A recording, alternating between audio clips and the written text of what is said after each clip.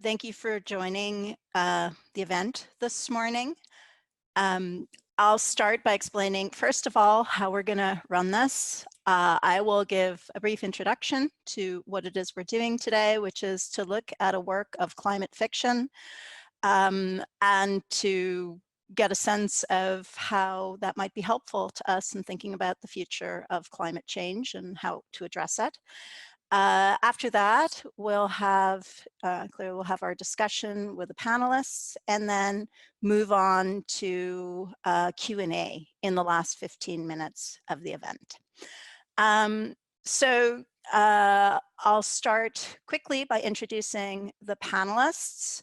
Jenna Lawrence is a biologist, a primatologist who also teaches at Columbia.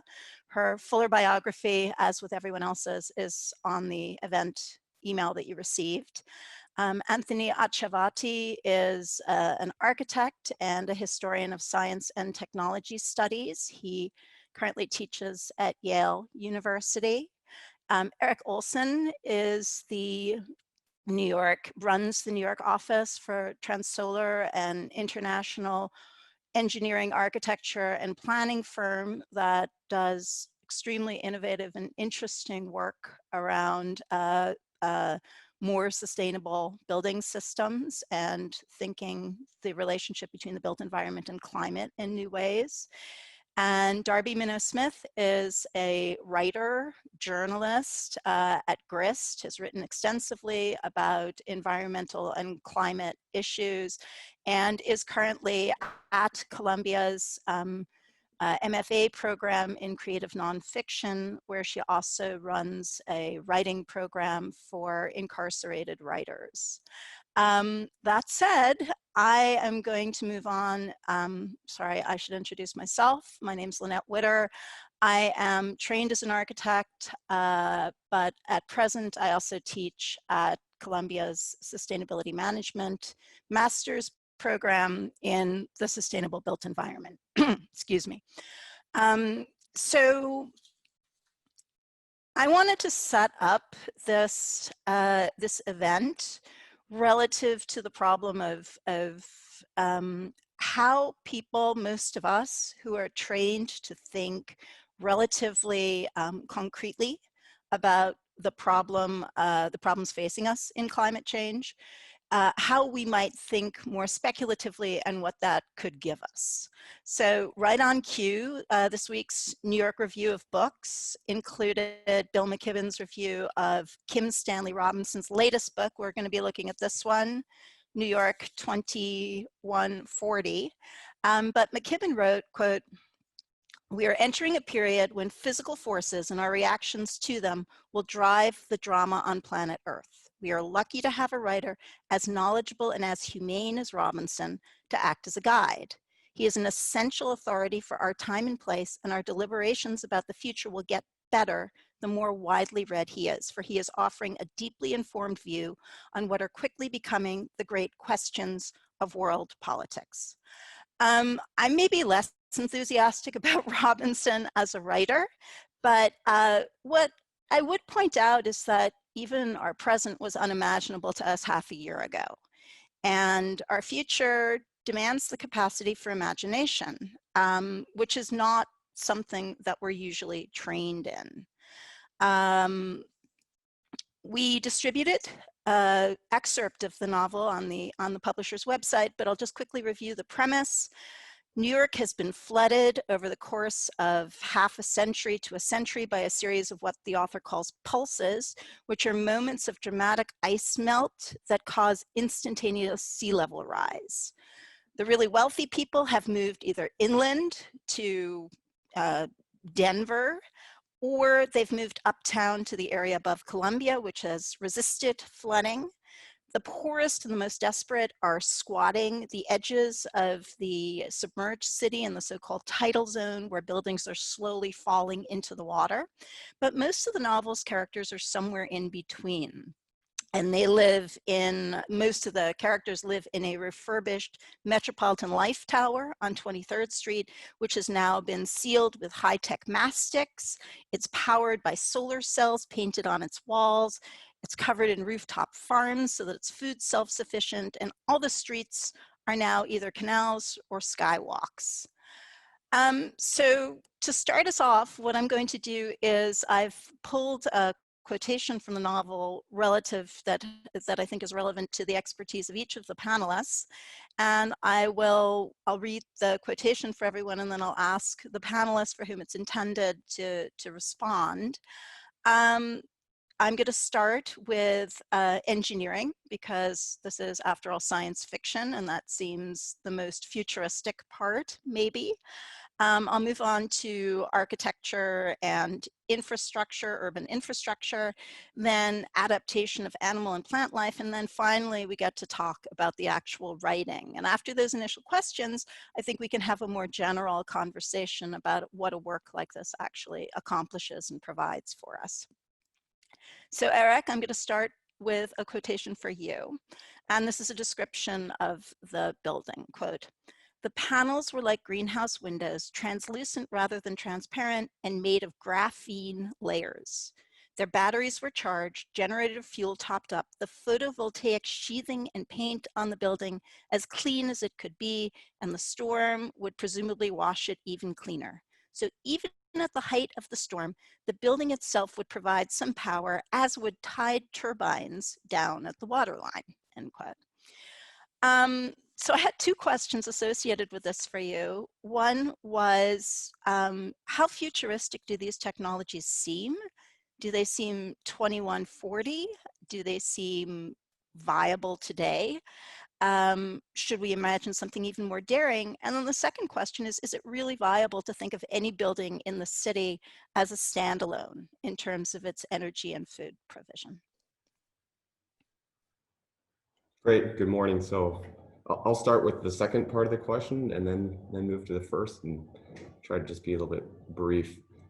I don't think it's viable to be standalone, but I also don't think he makes that claim, right? I was really actually happy in the segments that I read, because I did not read the whole book, but I've read some segments, that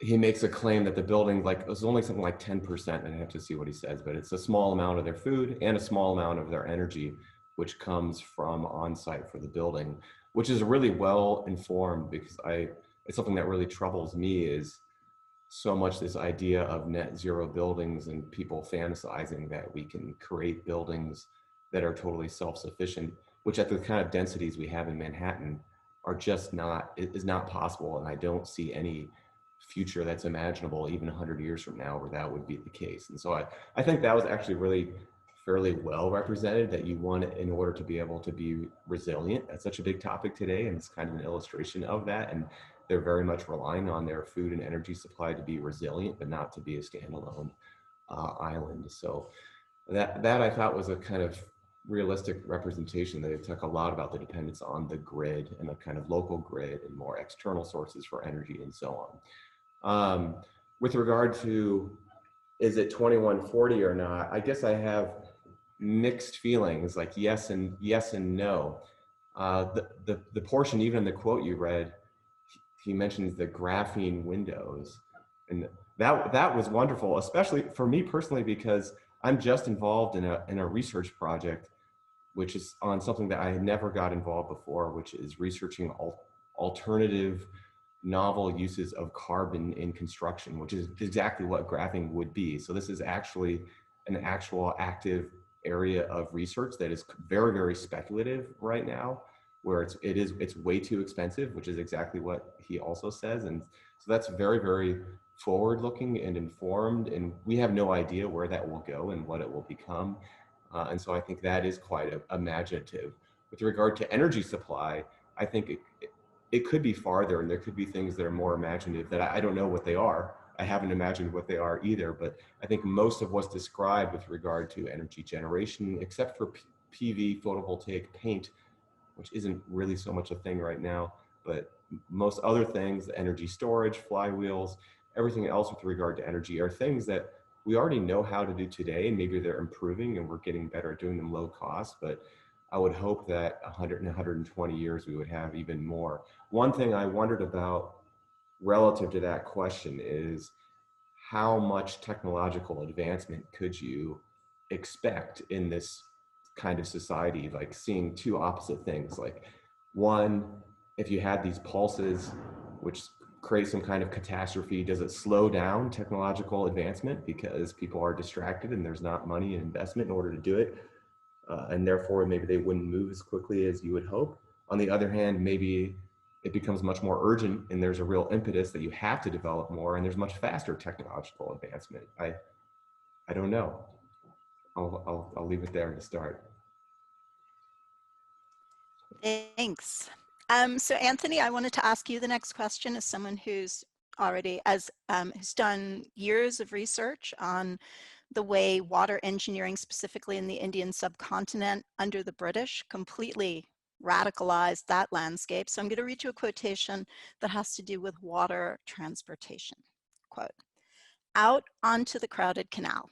The other boats in the financial district were mostly water taxis and private boats like mine, but there were also big old vaporetti grumbling from dock to dock, jammed with workers let out for the last hour of the day.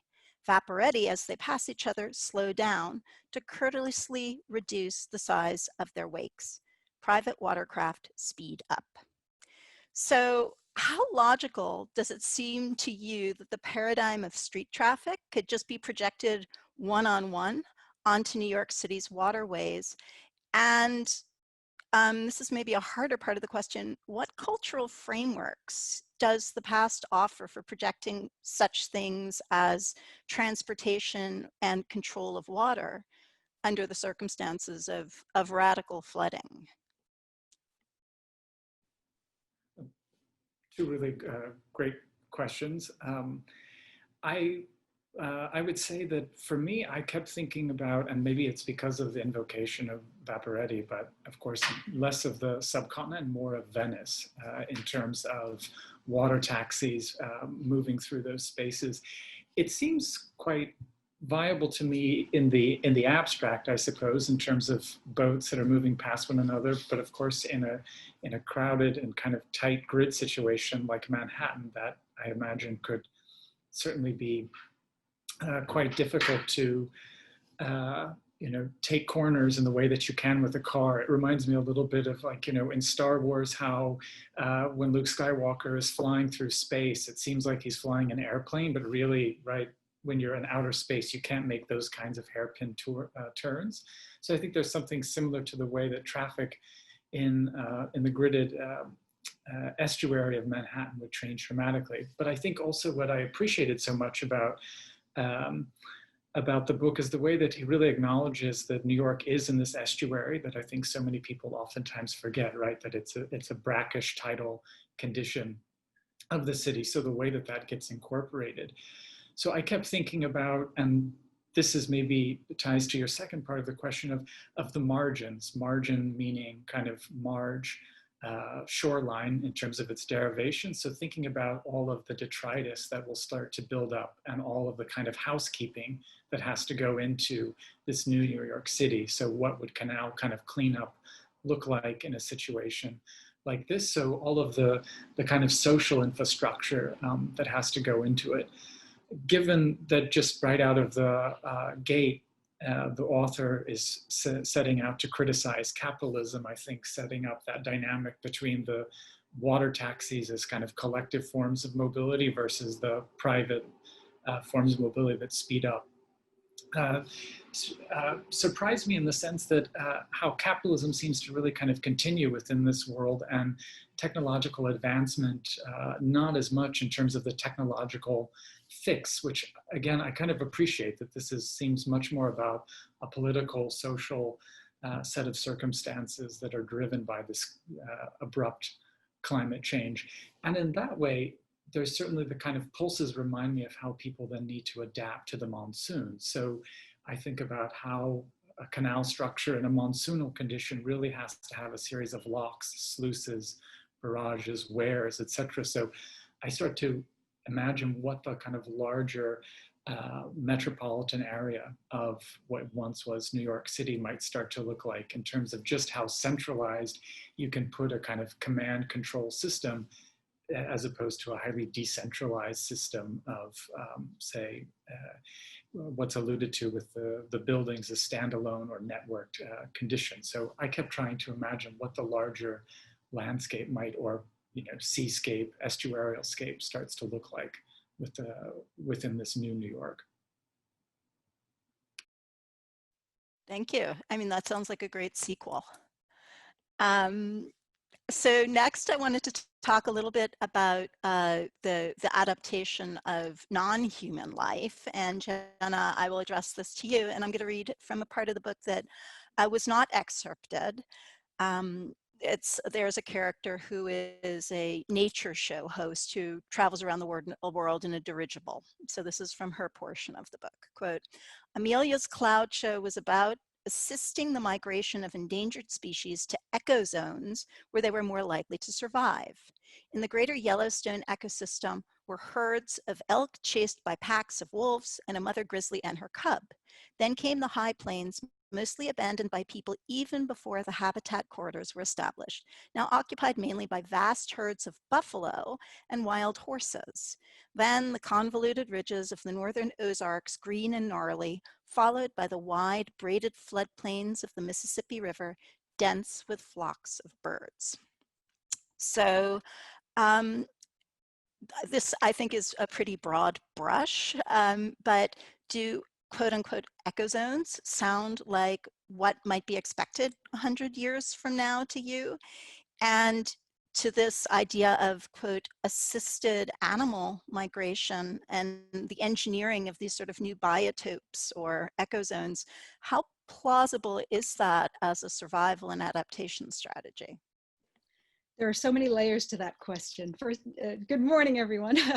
And it's both very viable and very not viable based on the capitalist model.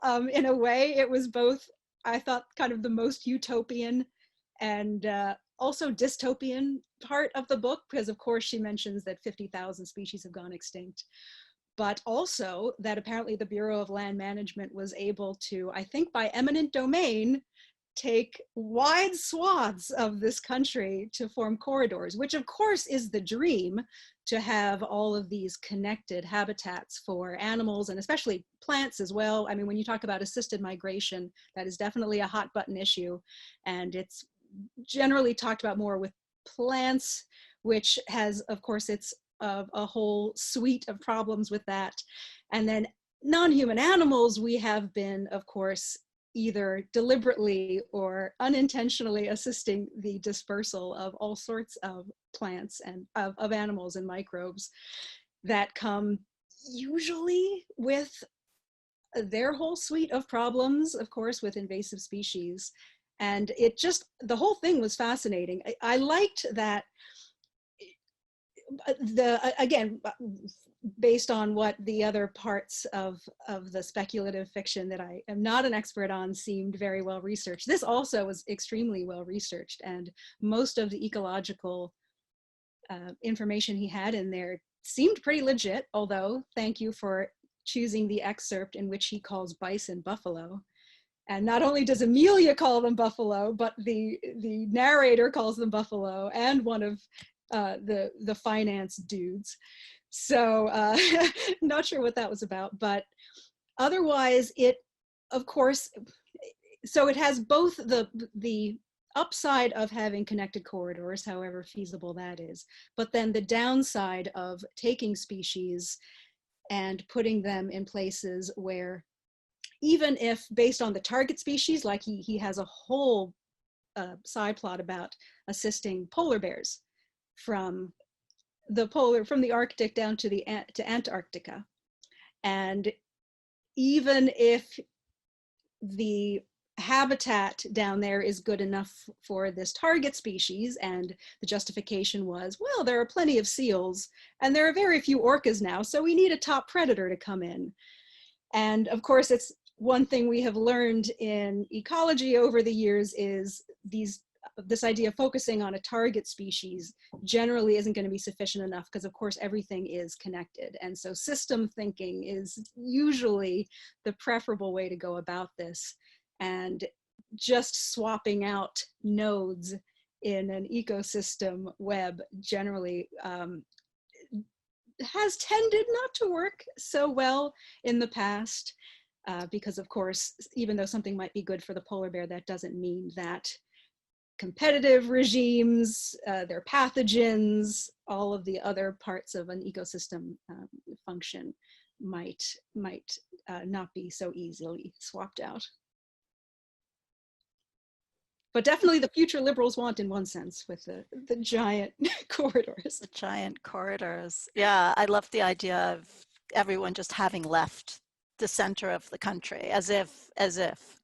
And especially in that excerpt when it says it made it sound as if even before the pulses, the middle of the country had started to become emptied out. And later he mentions a trend towards urbanization. So I think that was also probably a little too optimistic as well.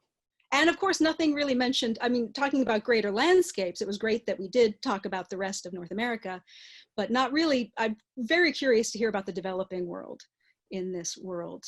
He talks about Wilsonian amounts of land have been left, you know, that E.O. Wilson half-Earth idea, but there are going to be a different set of circumstances, definitely in more industrialized versus less industrialized parts of the world. So I'd be curious to know more about that. Thank you. Okay, Darby, so you as our literature expert, I'm not going to read any of the excerpts because as the open source ones that were distributed make pretty clear, the book is written from a number of different perspectives. There's the financier, there's the citizen at large, who is a kind of snarky historic commentator. There are third person parts that are written in slightly different voices. There's the almost like Samuel Beckett echo of these two coders who are, you know, sort of refugees on the roof of the Metropolitan Life building. Could you talk a little bit more about the author's technique and this idea of voice, and maybe also how you think it works or doesn't in helping the reader to identify through the characters with the climate problems they're facing? Definitely. Thanks, Lynnette, and thanks to the other panelists. It's been really fascinating to hear your expertise in whether this world could work. My question is a lot easier because it's just, can you make it interesting? And so as Lynnette mentioned, I worked for a long time at Grist, where this idea of voice was really important to how we told the climate story. We called ourselves a beacon in the smog, or doom and gloom with a sense of humor. And obviously, being funny about climate change is difficult, especially in the last few years. But we really tried to hone in on our voice, make it accessible, make it informed, but not smarmy. We kind of wanted to be that person at the bar that you would turn to and say, can you explain cap and trade to me one more time? And so we wanted to be relatable and interesting. We wanted to be able to tell when your eyes started to kind of look towards the exit, we had been giving you too many facts, and we would reel it in a little bit. So yeah, we just wanted to be conversational and relatable to a lot more people than the climate conversation had been to in the past. So in terms of this text, I'm really seeing that, especially in this first passage. It's funny, they tease each other, they kind of go back and forth. You get a lot of information, but it's unveiled slowly. I think if you started this book with a really earnest plea about climate economics, no one would make it past page 2, let alone 600 pages. So I think it's a smart way to start the book. And similarly, I don't think that we could kind of stay with these characters for 600 pages either. So pretty quickly we get a switch into the detective setup. So we get intrigue, we get kind of this strong detective character, and we start to get these human details. Like I love the walking with someone who's a much slower walker than you. Like that problem continues into the future. So that makes it relatable.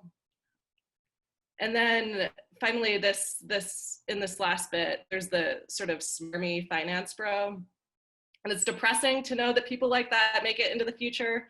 But there's also a little comfort in it. We know it's realistic. It's the guy at the end of the bar who's annoying the bartenders, he's annoying everyone in the bar. He's made it into the future, and he's trying to figure out how to make a buck off the chaos.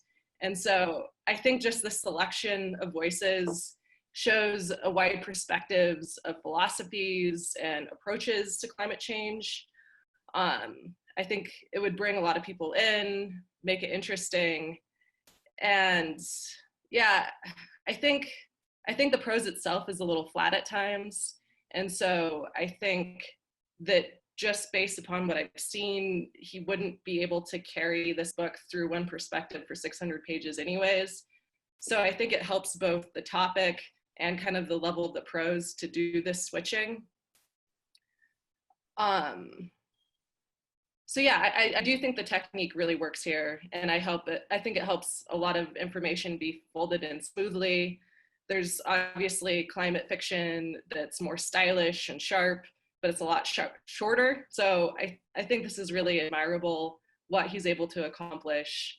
And I think that he's able to make it interesting. Great. So I'm hoping we can spend like the next 10-15 minutes in a more conversational mode, as opposed to my asking you guys to talk at quotations. Maybe we can just start by, I can start by asking if any of you had questions for one another. I mean, your expertise are complementary, at least that's the premise of this book, right? I was, for example, I would be really interested in thinking more, Anthony, you mentioned the sort of whole estuarial landscape of the greater New York area and how that might be transformed and managed. That to me seems to have like obvious implications for the kind of animal life that lives there. You know, there are muskrats in the book. There are you know, other unnamed rodents or weasels, which to my knowledge are not rodents. I think, Jenna, you will have to be the expert on that. But clearly, like the question of the larger landscape, I think, is a really interesting one. I think, you know, the other thing that I'd like to get back to is, from all of your perspectives, right, that what benefit do we get from this much more imaginary or this much more imagistic way of thinking about these issues? So much of the time is spent, and I know I run up against this with my students, that the idea that the way we're being trained to deal with these things is so proto-professional, right? Like school is like a laboratory version of your life outside of school. And the idea that you could come up with something that's completely blue sky seems outside the grasp, right? Well, if it's not realistic, what good does it do? And I think that's a larger question I'd like to open up. But maybe I'll just start by asking if there is anything that you guys heard in the conversation that you'd like to go back and address, or have questions for each other, and we can start a conversation that way. And I don't really have a protocol, so I would just say unmute and start talking. And if we have a little bit of crosstalk, I think that our participants will live with that. I don't think anyone's going to complain.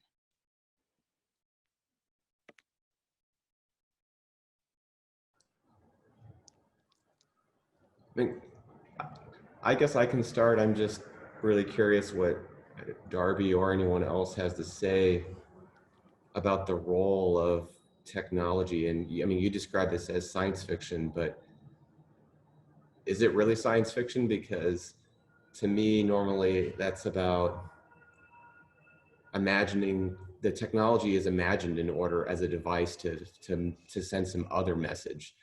And this here is a little bit the reverse almost, that you assume that this is where things will go and how will society act as a result. And then one other thing, just that you get my gears turning with what you just said, Lynnette, about relative to school and like how imaginative can you be? related to your question about could we be more imaginative about technology, again, like most science fiction, and I can imagine doing this for architecture students, for example, doing this, that it's okay to be speculative, but as long as you still create a set of rules. Like most, as somebody who reads a lot of science fiction myself, but not things like this, like usually you make a set of rules, but it's a set of completely new made up rules, but you're totally consistent and follow them. And this is just all kind of turning all of that upside down on its head. Yeah, I mean, I guess when I think of science fiction and the role that it's played in the past for imagining future societies, a lot of it comes out of, even though it's exuberant and it makes up its own rules, a lot of the time it comes out of real anxieties in the present. Like if you think of H.G. Wells, I think H.G. Wells and the whole, the time, whether it's the time machine or Jules Verne, there's a lot of anxiety about the dark side of industrial technology that's driving, whether they're speculating on submarines or boring a hole into the center of the earth, right? Or going into outer space. I think that's also true if you think of the science fiction that accompanies the space race, which was driven by the Cold War. There's, you know, I mean, I guess Vonnegut is a good example of that for me, or Bradbury. And then there's like a whole school of science fiction that's really invested in thinking about the outcome of a nuclear holocaust. And I think The Road by Cormac McCarthy is a great example of that. So yeah, I guess I don't read a lot of science fiction, but I guess my interest is as much the speculation as what the speculation tells us about really what it is we're concerned about right now. I don't know if that's, you know, I don't know if that responds to your question, but I guess you're more fluent in science fiction than I am. I like the idea of it turning the whole thing on its head, and yeah, I can't imagine. I mean, technology only comes about through, and this is like a banality, through imagination, right? I mean, who would have thought that photovoltaics would ever work?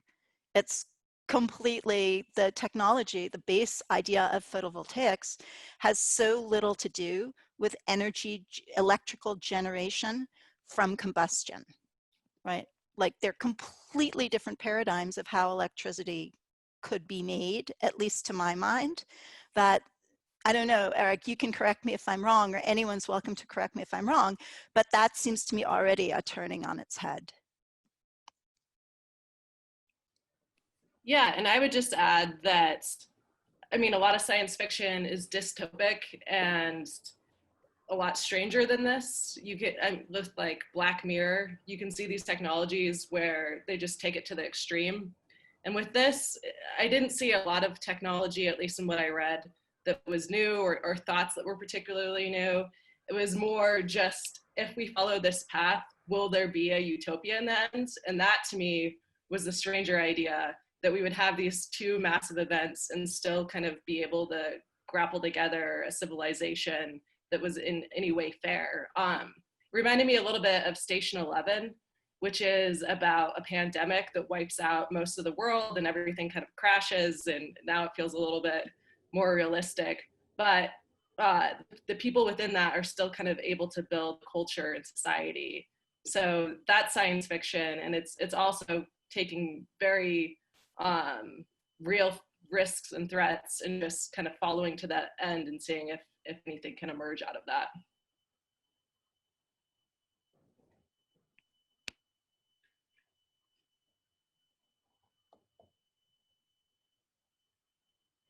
I mean, Jenna, you brought up the kind of utopian scale of the natural landscape. That's not usually something that you find in the context of climate fiction or of science fiction. Certainly, I mean, the natural world in science fiction is usually either totally hypertrophic, right? Like crazy threatening plants and animals emerging from super hot swamps, or completely wiped out, right? It's the two extremes. Yeah, I don't know. I think that's a really interesting way of framing it, Darby. Like, does the premise of some actually positive outcome of severe climate change, is that really where, is this where we want to leave people? I mean, this is usually not the way that people get motivated to think about climate change, right? They're usually motivated by virtue of, you know, personalized threat, or, you know, polar bears swimming off in a little animated landscape, never again to see their little polar bear family, which, you know, I'm not making light of that, but what about this idea of a utopian outcome? Does that resonate with you guys? Does that seem strategically viable or interesting? Well, and just speaking of polar bears, I read an interview that he was making light of it, that in fact he intended the whole polar bear story to be a joke, which ends a bit darkly. I mean, when she does relocate the polar bears to Antarctica, the eco-terrorists then detonate a nuclear bomb and kill them. So not entirely utopian there at the end. And and then after the hurricane, actually the most dystopian part for me, I have to admit, was it was kind of the hurricane porn of every tree in Central Park being uprooted and dead. And he kept coming back to that image. From every POV, they had to talk about what Central Park looked like, and that hurt. So I think that would motivate me against climate change, if only for that.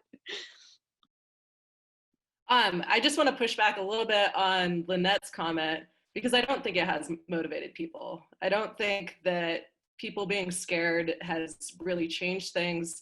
We are getting to the point where there's a critical mass around climate change, but I do think the messaging has changed, and it has become more future focused, has been more about the benefits of fighting climate change and less about the fear. I don't think that far off fears are a very good motivator.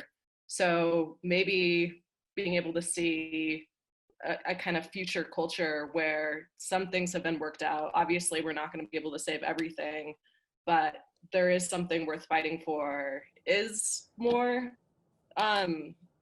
helpful than just kind of the same conversation that we've been having for the last 30 years.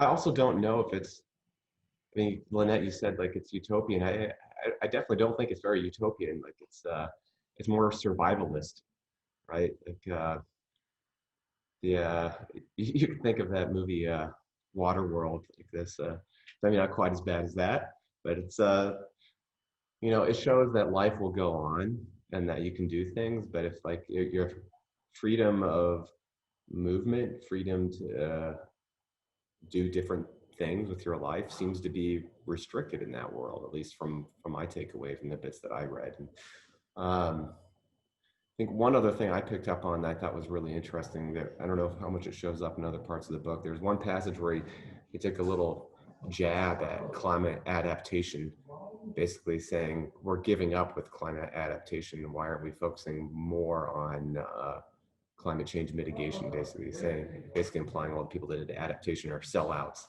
I would say. And doing it just to get tenure in academia. Yeah, exactly. So it's like maybe suggesting this is what we end up. Yes, we can adapt, and here's an example of a world that's adapted. But is that the world that you want? You know, where yes, life goes on, but it's a little bit of a struggle, and it's not as free, as the best word I can think of, free as today.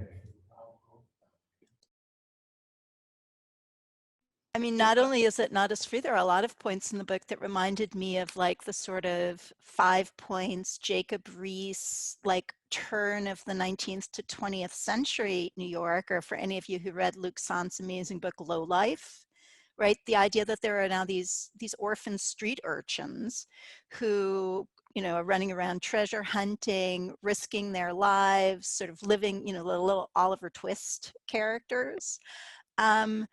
And you know, I guess one of my concerns with the book, aside from plot and character development, sorry, was a kind of, you know, there was certainly discussion of climate refugees and of the problem of lack of housing, and the, you know, there's a Somalian character and there's an Eastern European character, and these are people who are already in New York, and they all seem to be, you know, making their livelihoods. That seems such a, you know, the class is deeply subscribed to in this book, the sort of registration of class and wealth.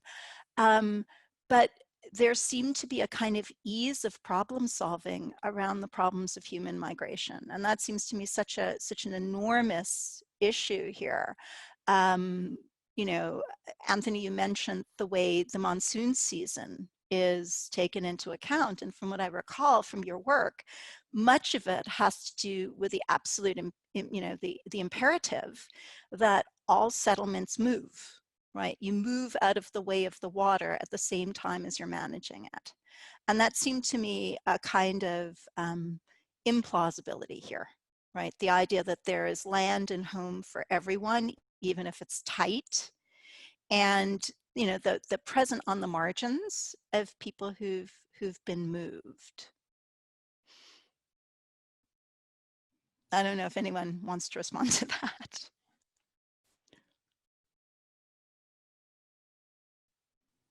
Well, I mean, I do think that the way, again, given the kind of critique of capitalism here, how property still remains, and property really works in the kind of, especially English common law system of being able, as thinking of land as a kind of legal fiction as dry, right, and as geometric and fixed. And so I think the way that bioprospecting and prospecting more generally, especially in a context like the US, where historically, right, equity is built through property, how different forms of kind of property or prospecting start to come about is also fascinating to me to think about. With respect to the project, it's almost a little bit like the physiocrats in the late 18th and early 19th century that imagined a new tax base that was based around how productive land was, as opposed to its the kind of geometric dimension. So, and certainly caught the imagination of people like Jefferson and others in North America. So there's that whole kind of other side of, I think, the political and social relations that I found so fascinating about the project, that's not about the technological fix necessarily, but about mediating those. A little like after World War II, there were a lot of foundations, like Ford Foundation, that said actually the issues that humanity confronts is not actually human to nature, but human to human. So these kinds of human relations, behavioral sciences really start to pick up. So I'm just imagining a whole kind of new institutes, academies that are contributing, right, to the study of human and non-human behavioral systems and managing those. What a kind of dystopian but fascinating and maybe kind of mirror image of what we kind of currently live in appears, at least I start to recognize when reading the book and what we're in today. So a kind of new Rand Corporation for the future, where you get Margaret Mead to help you figure out what the Russians are thinking.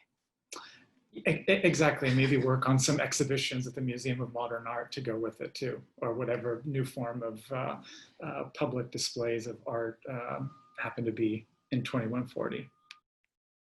the upper stories of the Museum of Modern Art, the ones that aren't flooded. No more sculpture garden. I did set aside some time for questions. We have a pretty small audience, so the pressure is on for anyone who has a question, either specifically to one of the panelists or about the book. Again, this is, or more generally, about the proposition of how one communicates some of these things in a way that's accessible and, let's say, actionable, right? I'm not sure how actionable any of this is at an individual scale, but or a question about imagination, which I still think is an important one. Maybe for me, it's transitioning from teaching in architecture, where everything is about the individual imagination. As Erik pointed out, sometimes there are rules, and sometimes those rules are, you know, alibis, to teaching in a management program.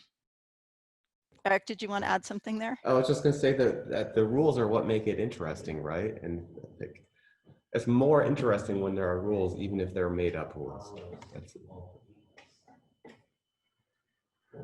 So I do have a question here, and it's a big one, so I will read it. It says, it has been claimed that significant changes in regional and/or global temperatures presaged social triggers underlying Rome's cultural shift during the Dark Ages, circa 500 to 1000 AD.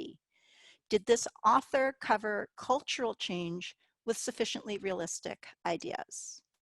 So I think that's a super interesting question. I went to a really great small event at the history department at Columbia several years ago, talking about events in world history where climate change was modelable, like the Little Ice Age during the Middle Ages, the Krakatoa eruption that caused, you know, that's mirrored in Frankenstein, where Europe had no summer for a couple of years, and Mary Shelley talks about this quite a bit. So to what extent were let me go back to the question, was cultural change sufficiently realistically described from the excerpts that you guys were able to read? Like I said, it was a big question. I mean, we did talk a little bit about what's carried over, right? So class systems has carried over, property systems have carried over, speculation is a huge part of the book. There are the two coders who work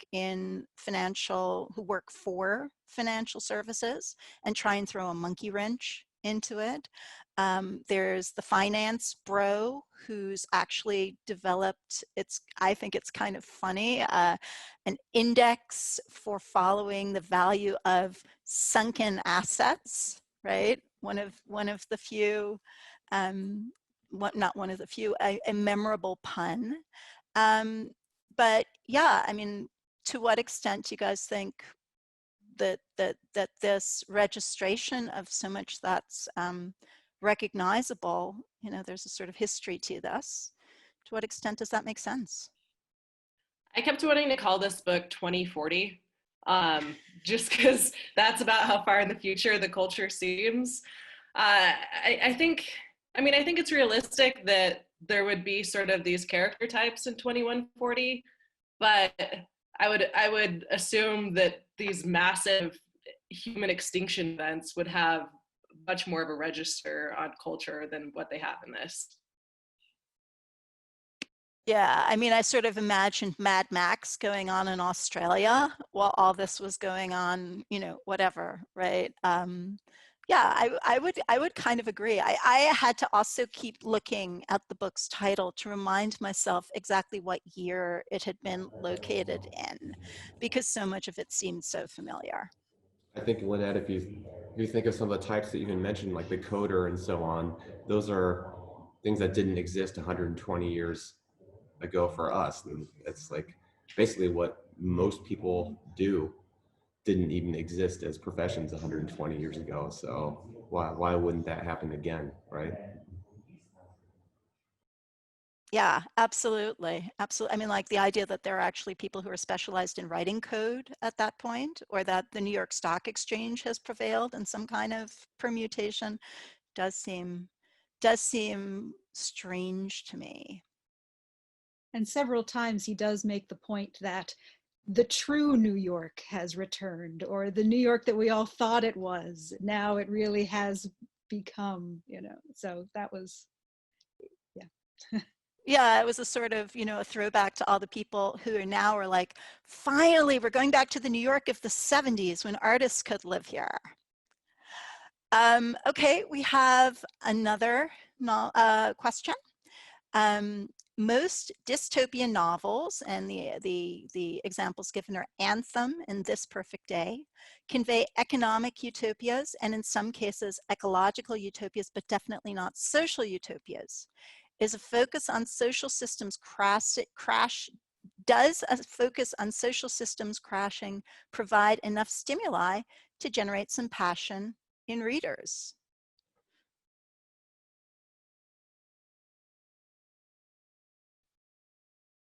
That's a hard one for me to answer because I'm not a science fiction reader.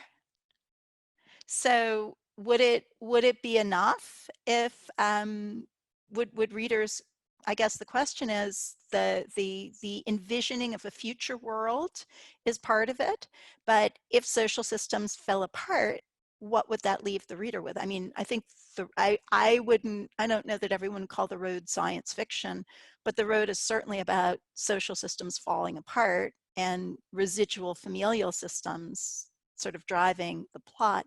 But I think that's an interesting question. What do you science fiction literature people out there think? So to be clear, because I haven't read the full novel, that doesn't happen in this, right? This is... The social systems are they've been maybe reimagined, but they're fully intact. There's like a private sector, there's a public sector, there are NGOs, there's even like a co-op board and tenant meetings and Yeah. you know, social services, and there is a government in Washington that even has like a Bernanke type guy running the Fed. So yeah, the systemic piece, the social systemic piece is totally intact. I think it would have been much more interesting if he had weirded that up. I mean, so much of this is following technologies in the future and seeing just how New York could shift. But the idea that all of those things would continue to the future gives some of the kind of flatness to this book for me. I think that, yeah, he might get caught up a little too much in just following threads in the current world and not kind of imagining what those threads would imply for society. And so I think that it would have been a much more interesting novel if he had kind of followed those to the end when it comes to society. I don't know if it would have still been like semi-utopian, but I think it would have been more realistic and more interesting. I was interested. Go ahead. No, you go ahead, Jenna. Go ahead. Well, no, I was just going to shift a bit back to that discussion on human movement that I would have liked to have known more about, because there was a real contrast between, I mean, the states having their own immigration policies and New York City not allowing refugees in, and yet also these entire societies of these sky villages that could just move freely all over the world, and there were apparently similar ones in the open ocean. So that seemed new, and I would have liked to have followed that thread a bit more. Okay. We have one last question and 2 more minutes. Erik, I'd like, want to give you the floor, but we do have one last question to take us out. Go ahead. You sure? It's a good one? Okay. Is it so bad that the population learns to adapt to climate change, given that climate change happens routinely, separate and apart from man's contribution this time around? So what's so bad about adapting to climate? Maybe that that kind of leads into my point. I don't know. Like, I was wondering, does the author, has he stated elsewhere his intent in portraying this future world this way? It's not really utopian, but it's not dystopian either. It's not really a super big changes in society. It's more using technology to adapt. And here's let's paint a picture of this adapted world. And it's just here. This is it. It is what it is. So what little bit of reading up I've done on him, this is a project that covers many, many books. And the set of books that he's most known for are about essentially terraforming Mars to make it occupiable. And it's apparently very concerned with what mechanisms would be used, and how it would work. So the very good research that you guys all recognized in this book seems to be part of his way of approaching things. And the new book does focus on the developing world and apparently begins with a heat wave in Africa that sort of where there's a breakdown of law and order. But I don't know. I guess I want to just, I would end by, how conclusive can I be? After an hour of conversation, I don't know. But we are at time. So thank you all so much for being here this morning. Thank you to the audience for some really good and thought-provoking and really specific questions. What's so bad about adaptation? I mean, I would just pick that up briefly because you guys were talking about mitigation versus adaptation. Maybe the argument is that a little bit of both is important, but the idea that, and I guess adaptation is the thrust of this novel, right, Erik, to your point. What can we take with us, and should that be the focus, right? All right, so with that, yeah. I hope you all have a good rest of the semester, a good rest of the year. 2020, I guess for most people can't end soon enough, but who knows what we have in the future, right? Maybe this. All right, thank you. Thanks.